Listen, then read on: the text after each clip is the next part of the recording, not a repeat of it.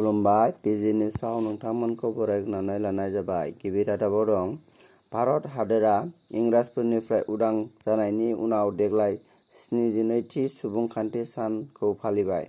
नाथाय दुखुनांथाव खोथादि देग्लायनि सुबुंखान्थि साना गोसोम जारिमिन जानानै थाबाय। मानोना 2021 मायथाइनि सुबुंखान्थि सानाव हादोर राजथावनि गोदान दिल्लीनि लाल किल्लायाव हादोरनि गिबि मन्थ्रिया माहारियारि फिरफिलाखौ बिरहोनायनि अनगायै सोमावसारारि आबादारिफोरा गुबुन फिरफिला बिरहोनानै हादोरखौ लाजि फोनांदों। बेनि अनगायैबो सोमावसारारि आबादारिफोरा ट्रेक्टर रेलीनि मुङै गोबां हिंसायारि जाथाय खालामनायखौ नुनो मोन्दों। गुबुन फारसेथिं बेफोरबायदि हिंसायारि जाथायनि गेजेरावनो दिल्ली पुलिसआ लाथिख'आव गुलि गावनायजों लोगोसे सोमावसारारि आबादारिफोरनि गेजेराव टियार गेस गावनो आरो लावथिबो सिबदों। गुबुन फारसेथिं बेफोरबायदि हिंसायारि जाथाय जानायखौ नोजोर होनानै होबथानो थाखाय गुबुन रायजोनिफ्राय दिल्लीयाव हाबनाय मोनफ्रोमबो लामाखौ सिल खालामनानै होदों दिल्ली पुलिसआ। थारैनो सोमावसारनायनि मुङाव आबादारिफोरा हिंसायारि जाथाय खालामनायजों लोगोसे थासारिखौ मोजाङाव लाबोनो थाखाय पुलिस बिफाननि जवानफोरखौ उल्थायै तरवाल लावथि लानानै होसोनायबो नुनो मोन्दों। बेफोरबायदि हिंसानि जाथाया बारानिफ्राय बारा जालांनायखौ नोजोर होनानै दिल्लीनि खायसे ओनसोलनि इन्टारनेट सिबिथायखौ बन्द खालामदों। लोगोसेनो लाल किल्ला आरो इन्डिया गेट थांग्रा लामाखौ बे समाव बन्द खालामनानै दोनदों।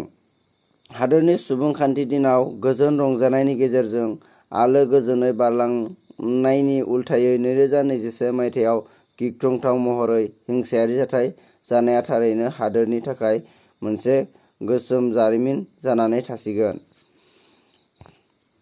सुबुंखान्थि सान फालिनायनि थाखाय गासैबो रोखोमै थियारि जादों भारतआ। मंगलबारखालि भारतनि रौनियानि समानैनो सुबुंखान्थि साननि पेरेडआव बाहागो लागोन बांलादेश आर्म्ड फ'र्सेसनि 122 जवाना। गुबै हाबाफारियाव भारतजों गिबि खेबनि थाखाय बाहागो बांलादेशआ 1971 मायथाइनि दावहायाव भारतनि रौनिया खालामनाय दाननि खोथा गोसोखांनानै पेरेडआव बाहागो लागोन बांलादेशआ।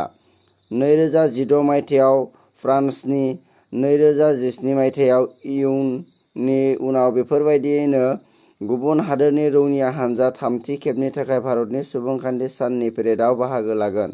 बांलादेशनि बे रौनिया हानजाखौ दैदेनगोन कर्नेल महसिन हादर चौधरीआ।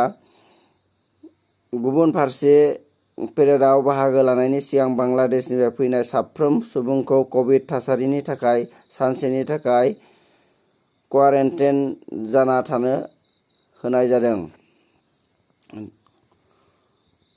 हादरनाङैनो 72थि सुबुंखान्थि सान फालिनाया जागासिनो दं। बे सुबुंखान्थि सान फालिनायनि गेजेरावनो रायजोआव जादों साननो गोनां जाथाय।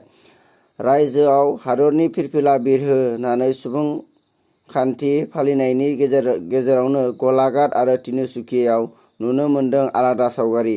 गलाघाटनि पुलिबर आदर्श विद्यापीठ जौसिन गेजेर फरायसालिनि फांसे बिफाङाव गांसे आलफानि फिरफिला बिरहोनायखौ लानानै साननाय सोमजिहोदों। गलाघाटजों लोगोसे तिनसुकियानि बारेकुरिनि देंखा गुदि फरायसालिनि लांगोनायावबो आलफानि फिरफिला बिरनाय नुनो मोननाय जादों।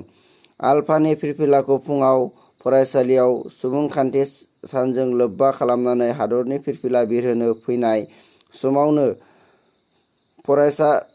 फरायसालिनि फरायसाफोरा आरो फोरोंगिरिया नुनो मोनो। जाथायनि सायाव पुलिसखौ खौरां होनायाव पुलिसआ फिरफिलाखौ बोखांनानै लाङो। प्रधान मन्त्री राष्ट्रीय बाल पुरस्कार देरहागिरिफोरजों गाहाय मन्थ्रिया सावरायलायदों।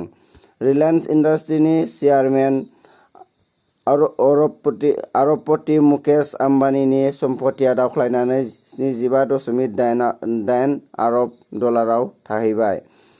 भारतआव मडार्नानि कभिड-19 भेक्सिनखौ लन्च खालामनो हासिगौ खम समनि गेजेराव।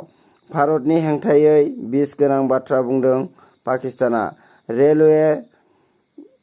रेलवेआ मार्चआव गंफ्रोमबो ट्रेनफोरखौ सोलिहोगोन होननानै मिजिं थिहोदों।